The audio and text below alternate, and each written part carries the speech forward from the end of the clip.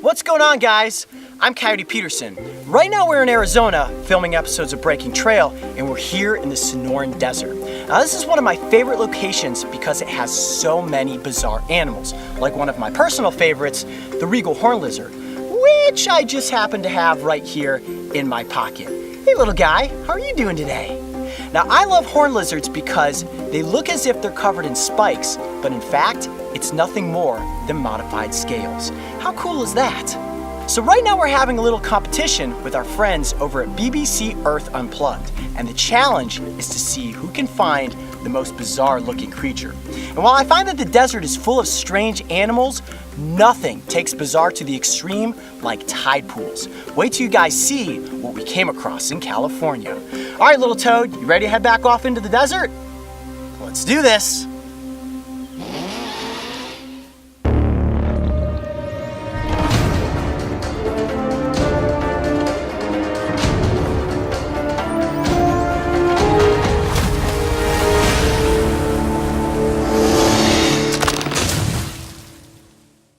When it comes to the world of bizarre, I think it's fair to say that I've encountered many animals that fit the definition of this word.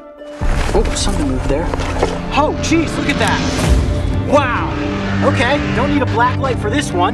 There are strange creatures that I have found on dry land, like the giant desert centipede and the vinegaroon. And if he was agitated, those glands would start to activate, and then I would know he's probably getting close to shooting me with his acid mixture.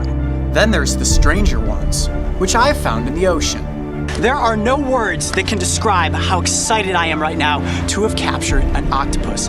While filming on the coast of California, we recently came across what is arguably the most bizarre animal we have ever seen, the giant black sea slug. All right, here we go. Oh my gosh, is it slimy. Jeez, this thing must be about almost 10 pounds, I would guess. This creature might as well be an alien from another planet.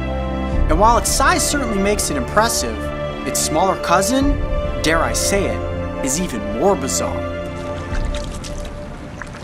Oh, whoa, Mark, check this out. Oh, if you thought the banana slug was big, look at that. Whoa, what is that? That is a sea hare, also known as a sea slug. And boy, is this thing slimy. Oh, here's another one. Look at that. Two right next to each other.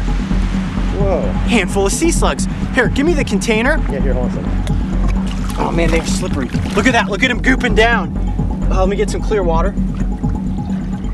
This would be much easier for us to see him like this. Get in there. Oh, it's like a big organ. Look at that. Whoa. Wow.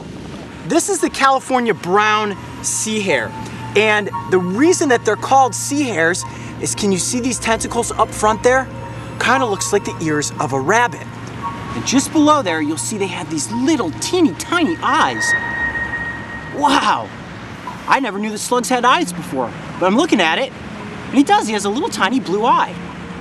So how do these slugs move around in the environment? Well, they actually have a foot, just like a slug that's on land. And they use that to slowly mosey along rocks and on the bottom of the tide pools. And it is pretty grippy. You know what, let me get one out of here, and I'll actually be able to show you its foot. Are you ready? Yep. I'll do this very gently. Come here, little guy. Look at this. Can you see the underside there? Oh yeah. You see that? That is the slug's foot. I love that. Look how it just turns into a ball of goop in my hand. You see that right there? And it is rather rough. That's actually called a radula, and that is also the slug's tongue.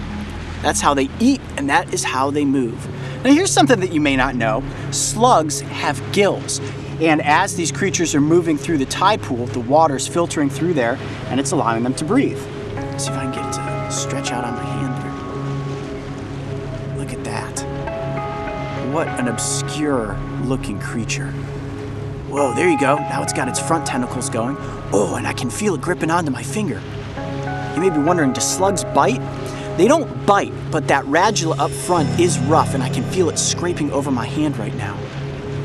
Wow, that feels crazy, like a big leech on my hand. I've held those banana slugs.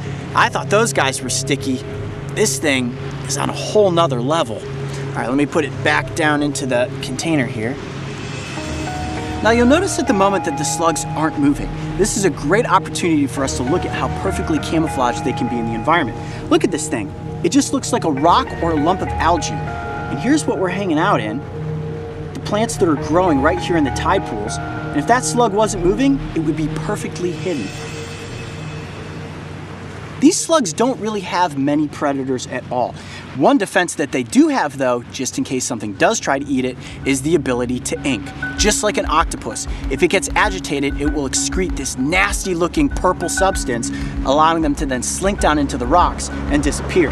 And I want to show that to you guys real quick before we let them go.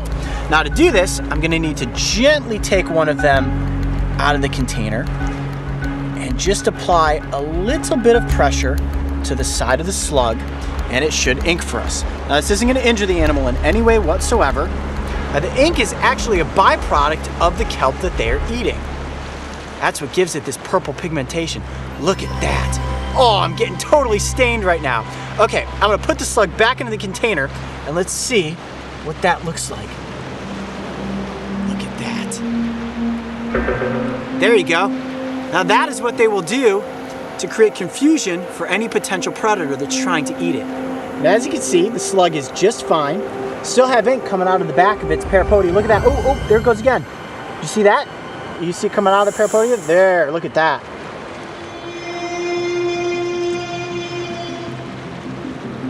Wow, that is crazy. Look at the little bubbles floating up. Look at all this slime. That's not water. That is slime. Look at that running down my hand. Can you see that?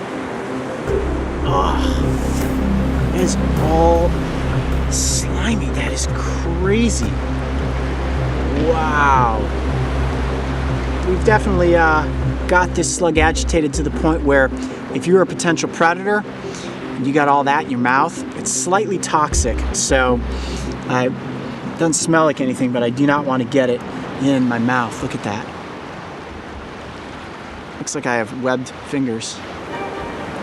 Well, how gross and cool is this? Getting slimed and inked by a giant sea slug. I'm Coyote Peterson. Be brave. Stay wild. We'll see you on the next adventure. To get slimed and inked by the brown sea hare is most certainly an animal encounter I will never forget. And while this animal is completely non-toxic to humans, I will definitely be washing my hands before lunch. If you thought these sea slugs were bizarre, make sure to check out what our friends over at BBC Earth Unplugged found while they were out exploring under the darkness of night. Then write to us in the comments section so that we know which animal encounter you thought was the most bizarre.